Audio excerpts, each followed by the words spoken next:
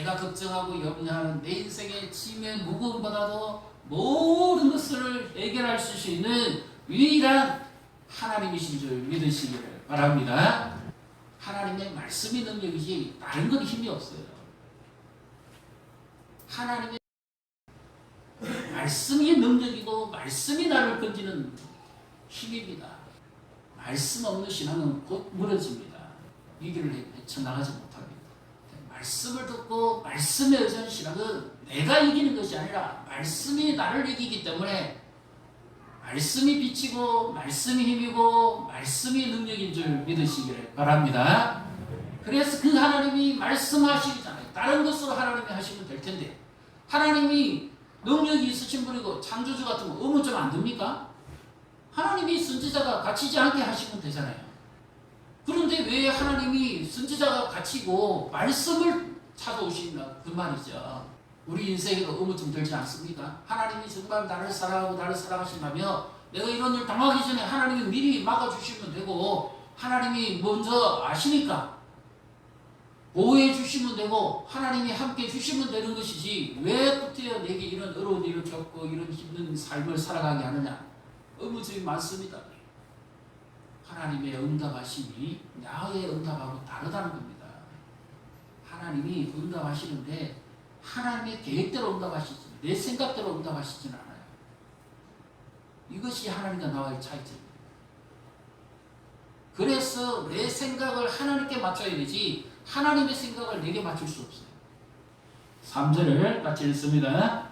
너는 내게 부르짖어라. 내가 내게 응답하겠고 내가 알지 못하는 크고 은밀한 일을 내게 보이리라.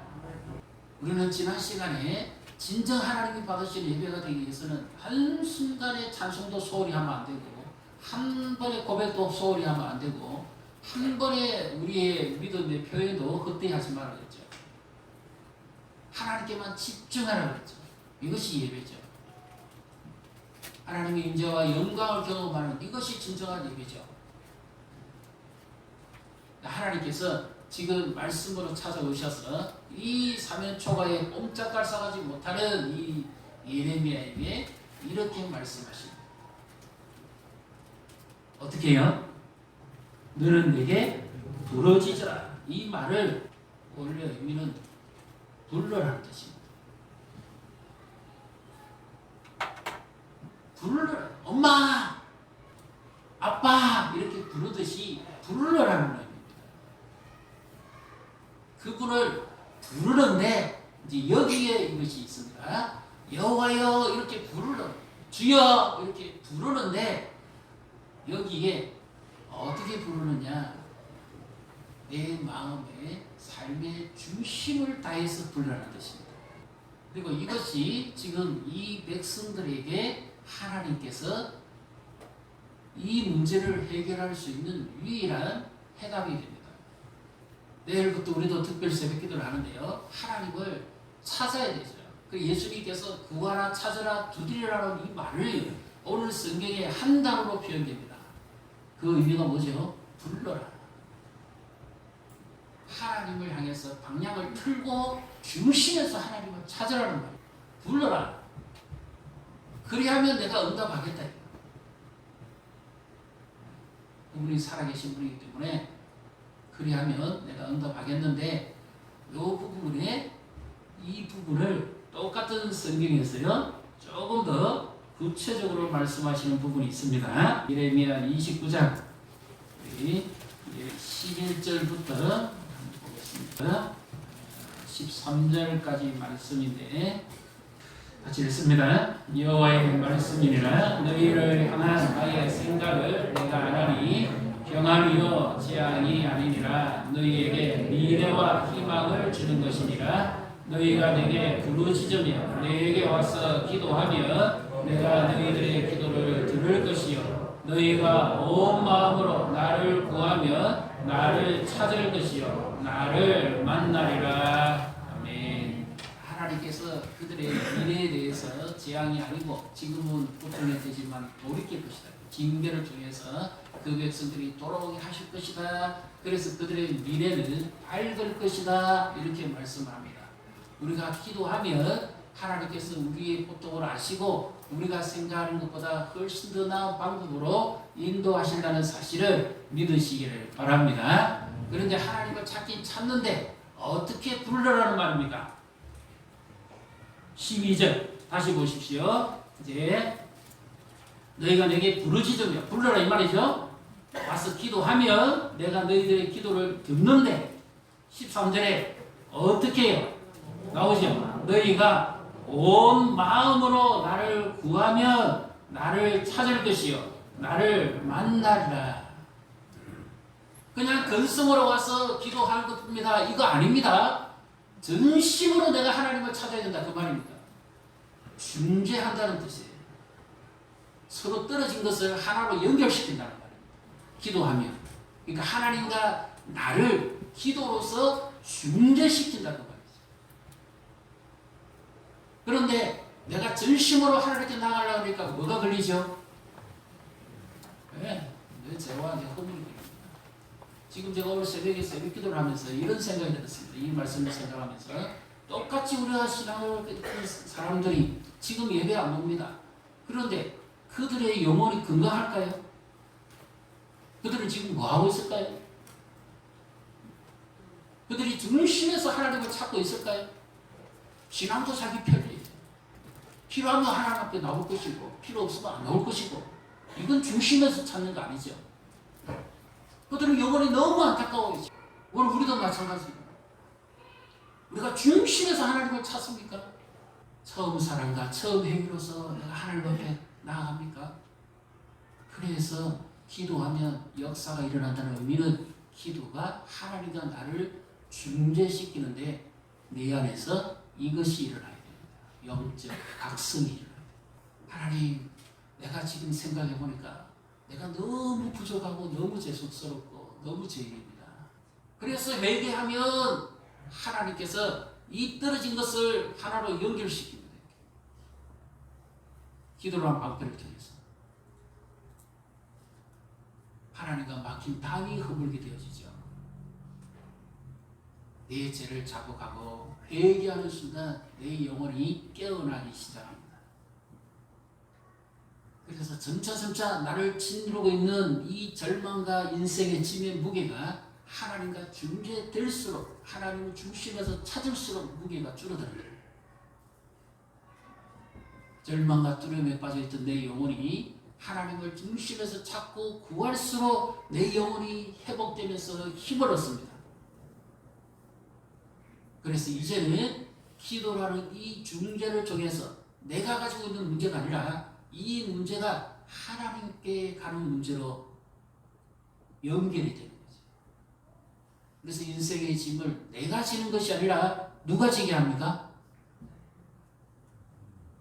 날마다 내 짐을 주시는 여호와께 짐을 어떻게 하라고요? 맡기라. 그래서 하나님을 찾는데 중심에서부터 하나님을 찾고 하나님께 내 죄를 고백하고 회개하고 결단하는 것. 이것이 하나님을 찾고 하나님을 부르는 겁니다.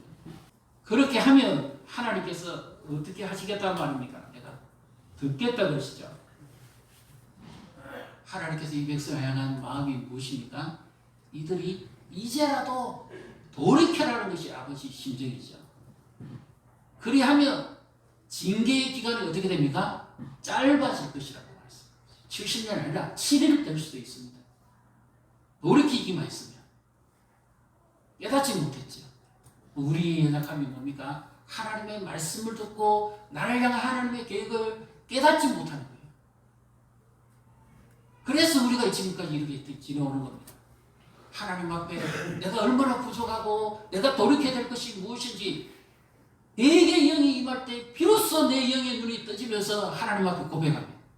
중심에서 하나님을 찾을 때 내 삶의 방향이 세상에서 하나님께로 돌아옵니다. 예레미야 29장 13절 같이 읽습니다. 너희가 온 마음으로 나를 구하면 나를 찾을 것이요 나를 만나리라. 온 마음으로 나를 찾고 구하면 나를 만날 것이다.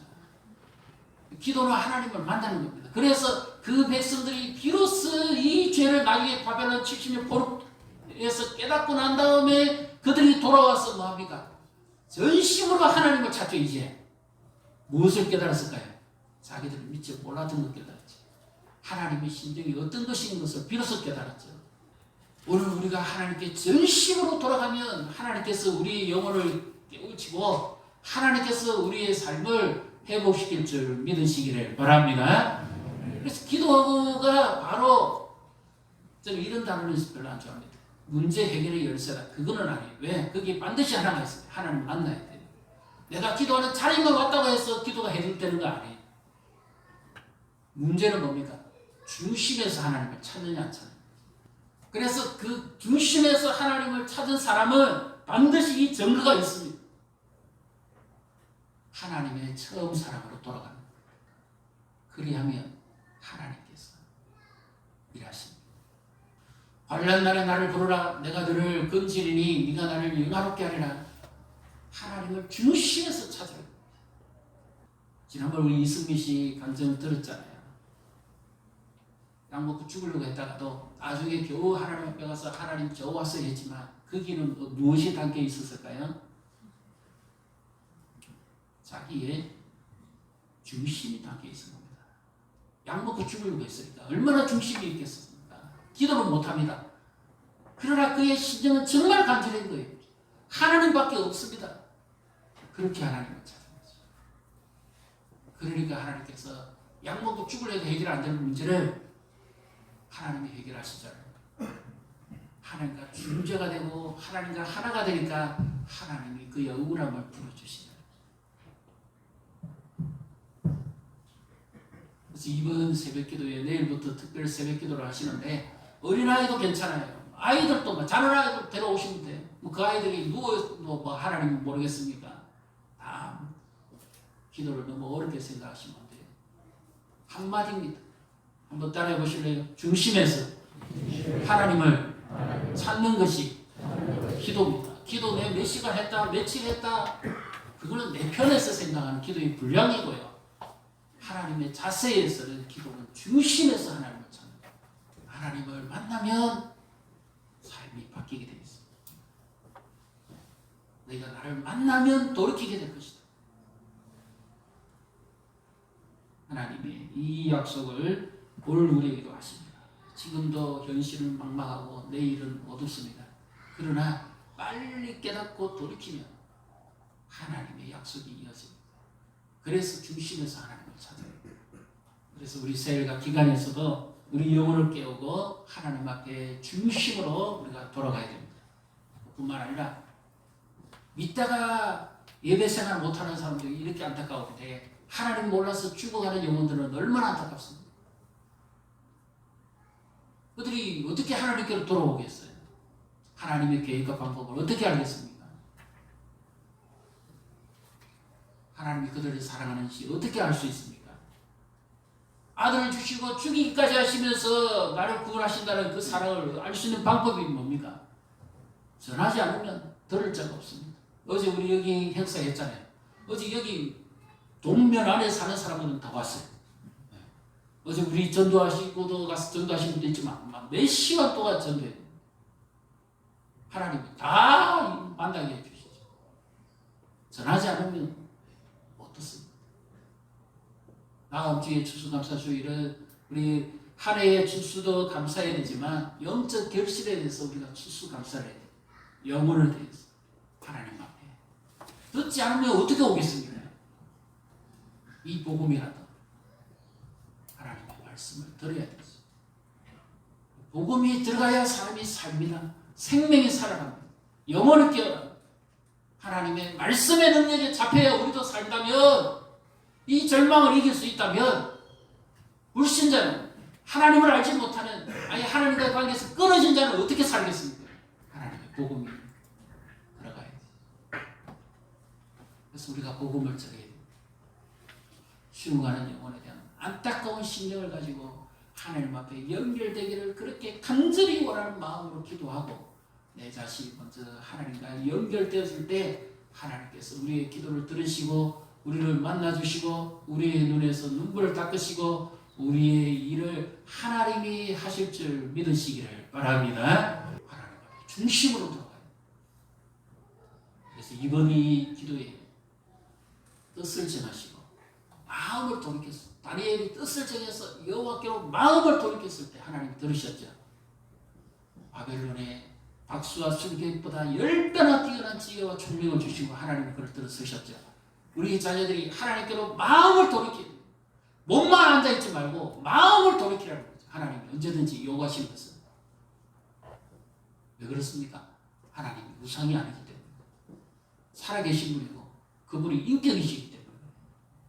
인격 대 인격으로 만나서 내일 새벽을 깨우시고 정 멀리 계신 분 같으면 저녁에 오셔서 죽으시고, 그래서 지금 이 어두운 때에 하나님 의지하는 믿음을 우리가 회복하고 신앙으로 이 어려운 때를 하나님 의지해서 승리하시기를 주님의 이름으로 축복합니다.